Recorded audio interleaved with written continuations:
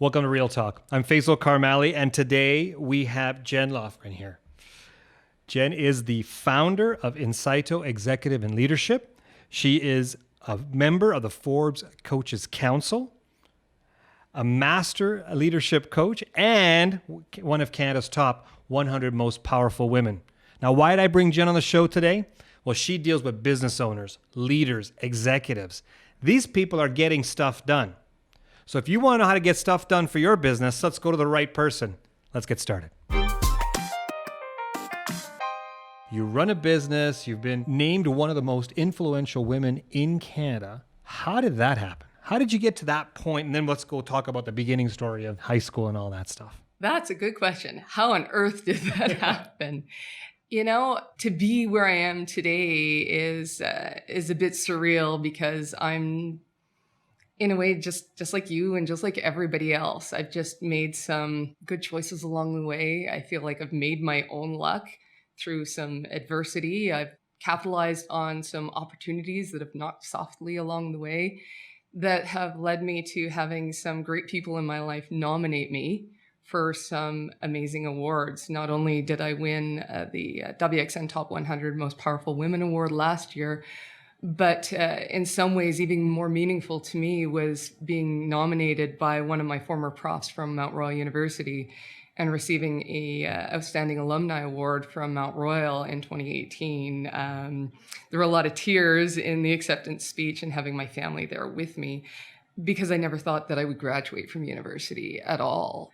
When I was 15, it was January, it was 4 months before I turned 16, that I suddenly found myself living in a homeless shelter for struggling youth, mostly for runaways, but I had not run away, and I found myself living 2 blocks away from Western Canada High School in a shelter, and went from being an IB French immersion student with top grades to just trying to figure out how to go to school. And over that period from midway in grade 10 to getting through the end of high school, I went from 90s to dropping French immersion, dropping IB, to barely passing math, to having done a lot of different jobs along the way. How did this whole transition that you've gone through lead you up to that specific role that you're doing today?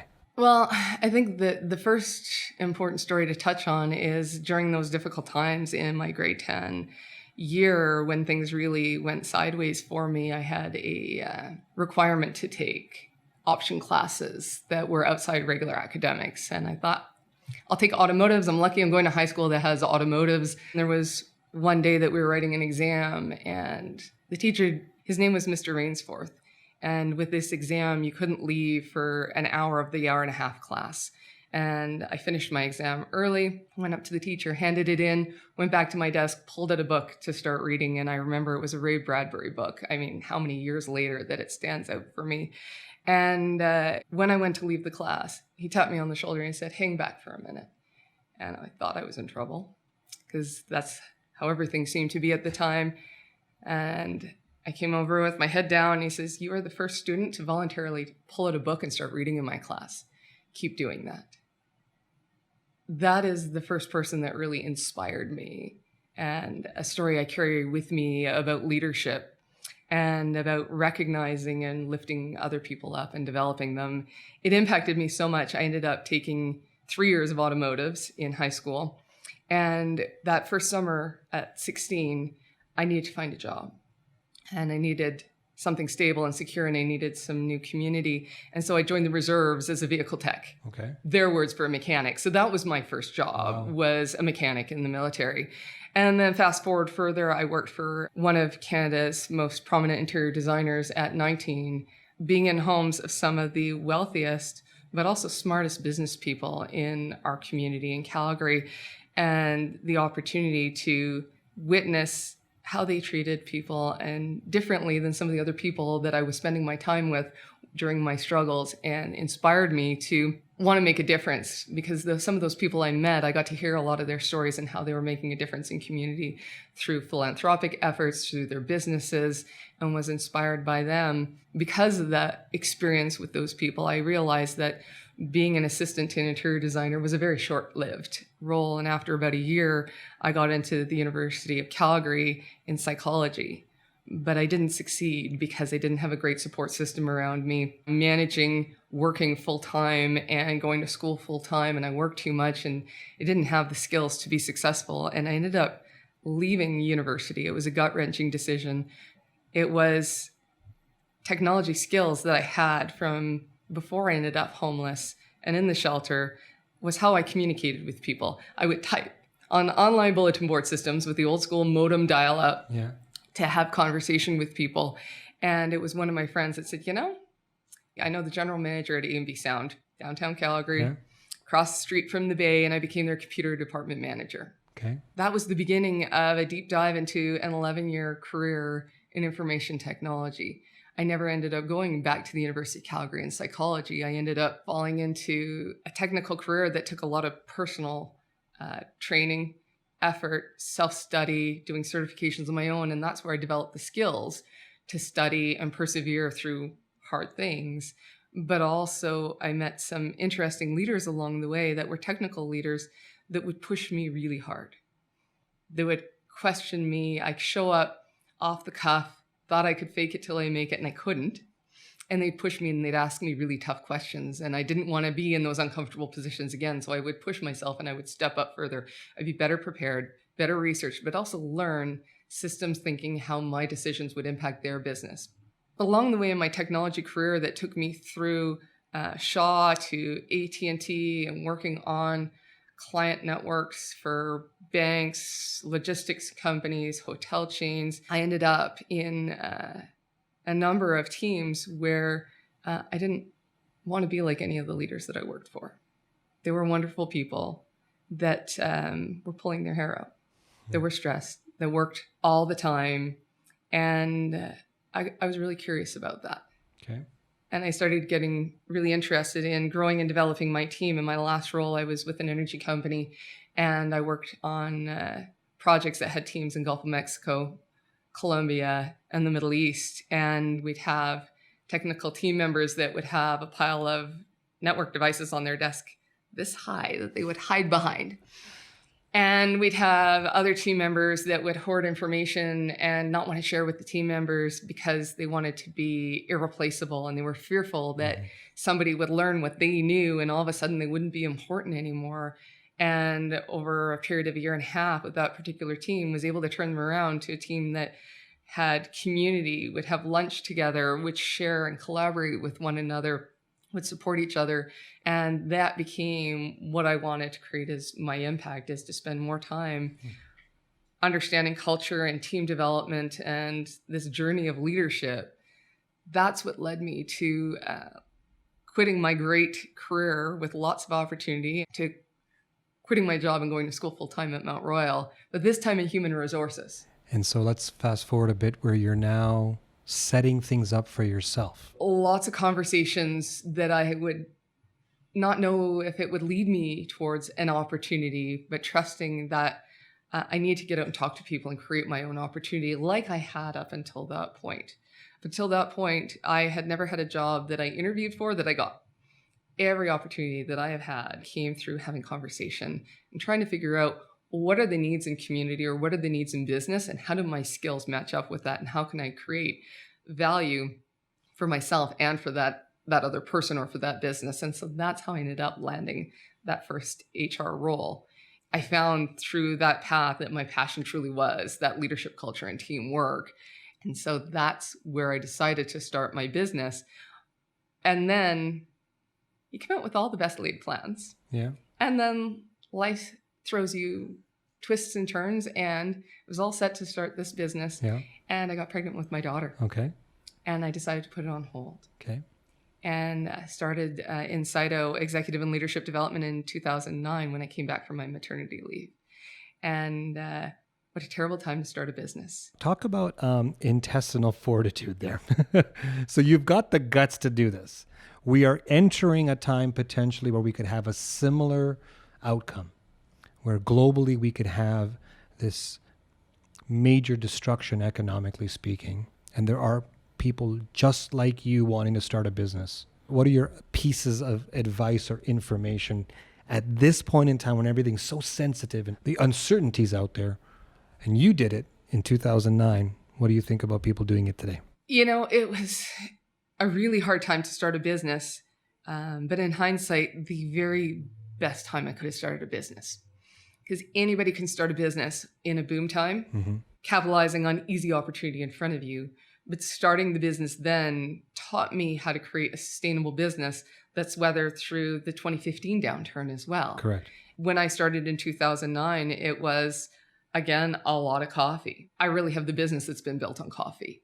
And there was no business to be had at first. It was really spending 4 months, 5 months, 6 months. I remember going back and talking to my husband saying, I feel like a coffee socialite. I have lots of coffee and I have no business. And that's really what started my business, was being there even when there wasn't a client to be had, continuing to build that relationship and not just being there with my hand out. And if you don't have a contract for me, oh, so sorry, I'm not going to be there, continuing to lean into those relationships and build them for the longer term, that the contract started to come. I did have one opportunity that I was asked early on to take on 4 days a week, doing some facilitation and coaching work as a third-party contractor for an organization.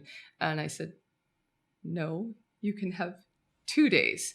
And I chose to take 2 days to give myself that cash flow, but also to give myself the confidence and more credibility. But I reserved my other days to continue to build my own business, because I knew that that contract would eventually come to an end, and it would be that start-stop to consulting. And that's not the business I was trying to build. And it was really hard to say no to that steady income and to be recognized in that way when you're feeling like you're not having a lot of success. But by continuing to persevere on those other days and continue to do business development, by 2010, I had attracted more senior leader clients. I had attracted some corporate partners in doing some work with them. And my business started to grow and develop until 2015. Talk about these coffee sessions, because many people go for coffee and they have conversations. They call it networking or they call it interaction. And they're talking about everything but the actual what they want to do. So put yourself back in 2009. What kind of conversations were you having with these individuals? I have to say that, first of all, I hate the word networking, because networking's got this connotation that I got to come and hustle. I only meet with you if I need something from you. And for me, networking is about making professional friends. We need a variety of different relationships in our life. So back in 2009, it was sitting down with people and coming with a lot of questions about the leaders I wanted to be working with and the work that I wanted to be doing, and asking them about the challenges and the type of support that they might need, or if they'd worked with a coach before, what kinds of things were helpful for them or not helpful for them, and what might make them choose to work with a coach again. And really looking at those networking meetings as learning opportunities, not to sell myself, but to really learn from that person and get to know them. Yes, on a personal level, but very much on a professional level, to understand what they were struggled with and what they saw coming up and what some of the trends were. And it was by me showing genuine interest in them and their challenges and those business issues that led to introductions, to have more of those conversations that eventually put me in front of future clients, that put me in front of future mentors, that put me in front of future partners. So you got in front of them to learn from them more than to pitch something to them. Yes, and I still don't pitch. And see, that's the difference. A lot of people out there, and I'll tell you, going through this whole isolation period, people are connecting with me online. And they'll send me a note and they'll say, hey, have you heard about my new business? Would you like to invest? Or do you want to buy my product? And I don't even know who the heck they are, right? They're going right for the kill without trying to add value in the conversation with me. When you were sitting down with these individuals and you were understanding what their viewpoints were, what their challenges are, you're basically building your own focus group. Very much. I like that. Yeah. And that described, well, my own focus group, and also over time, my own board of advisors. Your own board of it. So these are like little mentors to you along the way. Yes. And so they would connect you with people who they believe could use your services. No, they Okay. connected me with other people I could learn from. Beautiful. And some of those people turned into clients by virtue of the questions I asked and my interest and curiosity about what they were dealing with. They saw the value that I could bring to them. Yeah.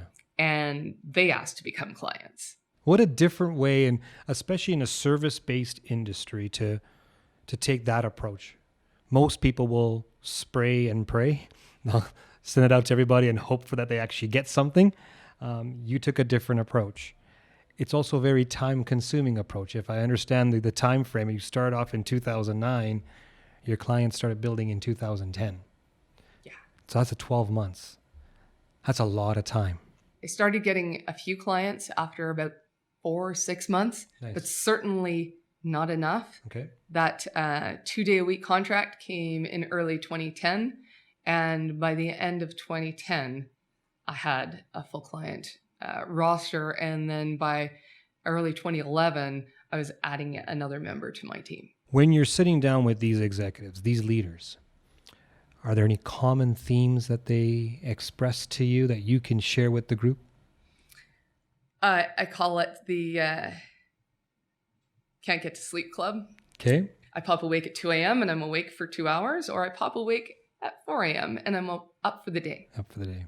And that's a common pattern. And often those leaders are looking at, how do I get better sleep and how do I deal with stress and worry and time management? You only have 24 hours in the day. And those leaders that are dealing with busy spinning mind at night, they're doing all their strategic thinking in bed because their days are chock-a-block filled with back-to-back meetings. Yep. We need that downtime to work through our subconscious and work through our thinking without hitting it head on. And if you don't carve out that time in your day, you're going to do that work in bed at night. You need some me time.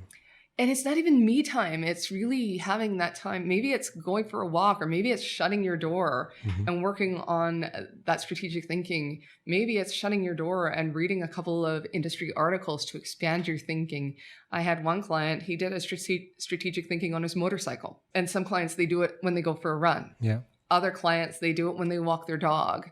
But it's really giving yourself that thinking time without any additional inputs. The one leader that would do his strategic thinking on his motorcycle, it was about the relaxation of being on his bike, but also being out in nature. And he'd go on these long drives. There was some me time, but he'd also go in it with 1 or 2 things that he wanted to think about as well, whether it was in his professional life or his personal life. Wow. There's the 5 P's that I use when I talk to business owners, and I break them down by saying it's the 5 P's for a successful business is when you have people, product, process, passion, and you know how to get paid. Mm-hmm. When you talk to these leaders, what are their concerns as a leader when it comes to their people? First of all, how to have hard conversations. Maybe it's around developing a team member, or maybe it's about conveying some hard news, or maybe it's pitching an idea that's not going to be popular, struggling with how do I step into those conversations to get to the outcome that I want, but also how do I deal with the emotion that might come up with the other person. And they're often afraid, because when we step into those hard conversations with the people around us, we don't know how they're going to react and how it's going to impact our relationship with them. And so that often shows up with people. I also, we have a lot of conversations around accountability, which can come back to hard conversations, but also looking at what's the role that I as the leader am playing. Am I talking about my expectations, or do I have stealth under the radar expectations I'm not talking about? Yeah. Or am I not being clear on my request? Are there things that I am assuming that you ought to understand, or that you ought to know or ought to do, but I'm not talking about them? Maybe it's a time frame. I ask you for a commitment and I assume that you do it in a reasonable amount of time. Well, what's reasonable? I'm not talking about it with you. So I see that showing up a lot. And I think another one around people is, how do I get someone on my team to learn something and to progress and be able to help me in another part of the business or another part of a project or an initiative? How do I help them grow and develop in a way that excites them and motivates them? And how do I move them forward in their learning when I'm also so busy and so overwhelmed with my own stuff? One of the things I see happen is that leaders forget about themselves and stop working on their own learning. They start dedicating themselves only to their team members, but not working on themselves. And one of the best ways to develop their team members is to keep developing themselves. Jenn, there are many leaders who literally have no clue if their company, the culture is really a destructive environment. How do you identify those? I think they know. I think they're afraid to confront it and really look at it, because then they're afraid they don't know what to do next. Okay. So it's easier to ignore it and pretend it's not there and get into what you call willful blindness around it. It's like I do a 360 with leaders, and seldom are the hard things really a surprise. They're things that they knew that they were hoping other people wouldn't see.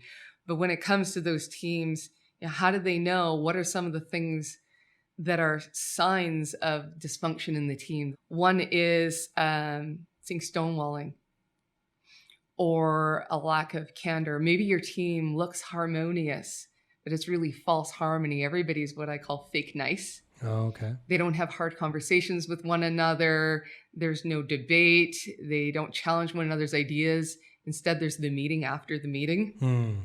And they only engage in one-on-one conversations with one another. It's a real danger when you get no debate in meetings and everybody always agrees. That is a sign that you don't have a healthy team. People get into what you call silos. They just kind of sit in their own office or in their own cubicle or do their work on their own, and there's limited engagement between them and the other members of the team is another sign that there might be dysfunction in your team. And then there's that more overt behavior, contempt, stonewalling, eye rolling, that is never going to go away unless you talk about it and start working on it. So now they've realized there's something wrong. What are some of the steps they need to take to fix it? Every team's a little different. One of the steps is to spend some time with each of your team members and start to understand and ask them what's going on for them. A good starting point there is to be candid and appeal for their help and to make it about you. I'm struggling with our team right now, and I'm trying to figure out how to make it better, and I'm stuck. Can you share with me a little bit about what the team might be struggling with and what I can be doing to help make it better? Isn't there a level of trust you need to have to kind of share that information? So if my boss came to me and said, I need help, as long as I can trust that person, but my feedback will be not taken in a negative or would not be held against me in the future. I've been in businesses where the culture is, we're doing great on our own sub-team, but the minute the main management group comes in, I don't want to talk to them. I don't want to be part of it. And I've seen that happening. You'd want to get in there and try to fix it, but it's not yours. It's the senior management, let's say, dealing with the staff, and there's no trust. So how does the leader come in and try to build that? Well, we know from thought leader Brené Brown, she looked at trust and vulnerability. And there's a myth that trust has to come before vulnerability. As a leader, got to trust a little bit in your team member and be a little bit vulnerable with them so that you can come back and trust them a little bit more and be a little bit more vulnerable in them. And by you doing that as a leader, they'll be a little bit vulnerable with you. And in that first conversation, they're going to share just something really minor. And what you do with that, how you care for it, that thing that they shared with you that's important to them, it's a test. And what you do with it is important. It doesn't mean that you have to do what they ask you to do. But it does mean that you're honest with them and vulnerable with them in what you can't do and why. And that you show that vulnerability back with them. And often we expect too much too soon from people. We expect them to just trust me, and I've shown up vulnerable and I want it all from them now. But trust is built in small moments and little layers over time. The other thing I see happen in toxic teams is often there's an individual or a few individuals that are holding the team back. And the leader gets caught up in, but we have to have them. But we'll manage their behavior. We can't exit them from the team because they have the knowledge, they have the expertise, they have this, they have that. Well, the reality is you've just identified a business risk. And any other business risk, you would take steps to mitigate that and eliminate that risk. I had one leader that had a toxic member of their team, and they were perceived as being critical to the business. And I challenged that leader, what happens if they quit tomorrow? What happens when they retire? What happens if they get a critical illness? Yeah. Then what? You've got a business risk. And it took them a year to make the decision to exit this team member that was toxic in their team, and they knew it. And within a month of this person leaving the team, all the other team members stepped up, and the performance of the team not only absorbed that individual's performance, but actually surpassed the performance that the team had before with that individual in place, because this individual was artificially seen as being elevated over the others because they were pushing everyone else down. Wow. When you see all the leaders and their different products and services that they're offering in their business, some of the challenging things that business owners have is dealing with stuff that's happening beyond their control. Economic recession, product issues, whatever, human resources issues, whatever it may be. They can't control all that. What kind of information or advice can you give business owners today to say, shit's going to happen, so how do we deal with it? The first is recognize what your go-to response to triggers are. When you understand if you're a people pleaser, or if you hang on to being right, or if you want to control and perfect things, that can help you move to a place of conscious choice and not just react in the moment, but to pause and reflect so you can respond from a thoughtful and choiceful standpoint. But if you can notice that trigger and take one breath, then you're giving yourself more blood flow back to your prefrontal cortex, your thinking brain, so that you can make some decisions.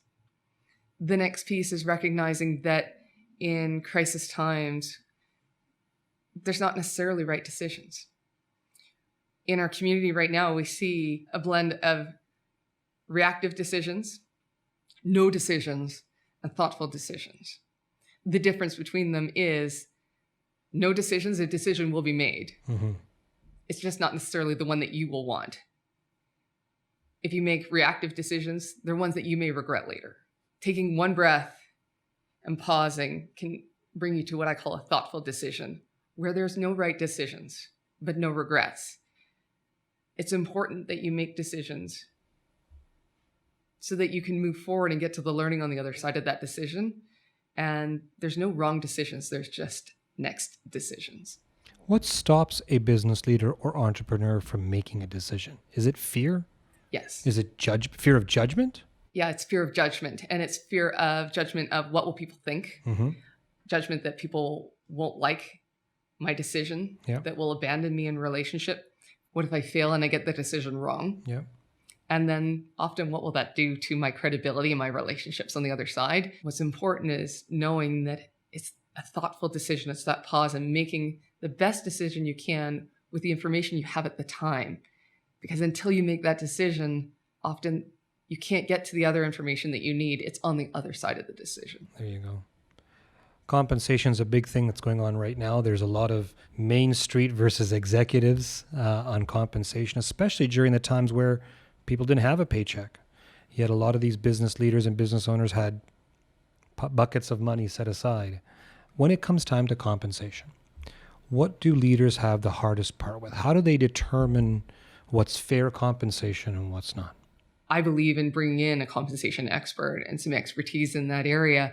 It's not just one of these where you kind of figure it out based on the market survey. We just put it here. There's a lot of great resources out there where you can bring in a consultant that's got expertise in your industry and your type of organization and the type of employees that you have to help you look at that benchmark of the right compensation and also the right mix of compensation items, whether it's bonus, stock options, benefits, salary.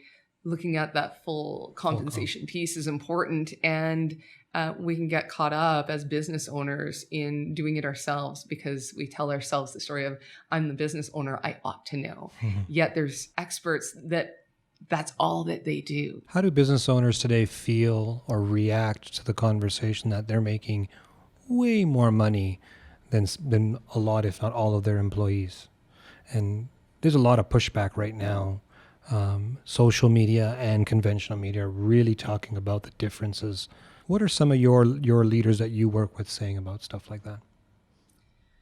We haven't been talking about it right now. Okay. But I can tell you that what I've observed is those business owners are the ones that are putting their families, their homes, themselves at risk for the sake of creating jobs for others in our community.